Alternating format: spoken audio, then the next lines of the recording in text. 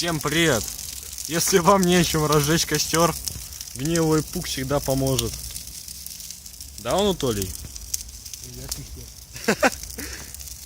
Даже оставит за собой горящий лес чисто. Блядь, тихо, нахуй, пшел нахуй. Знаешь, типа отметки, чтобы не заблудиться. Теперь-то мы точно не заблудимся. В лесу ночью. Именно так. А что такое, Толя? Рука горит, Толя. Толя, ты загорелся. Блядь, Толя, мы сейчас если сожгем нахуй. Заходи обратно, давай. Давай, в другую сторону топай. Сейчас у нас какая-то хидная бабка. Сука, Толя, как... Брось на пол. Фу, бяка, брось. Не в крапиву, долбоеб, не в лес. Вот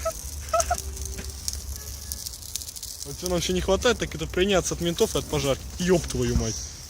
Только горячую резину по всему лесу тушить будем. Ёб, блядь. Ёб, вот что нам сейчас не хватало, так это сжечь пук нахуй. Блядь, Толя, там это, деревья справа загораются. Блядь, не деревья, а кусты нахуй. Ой, да и похуй, пошли отсюда. Ёпта.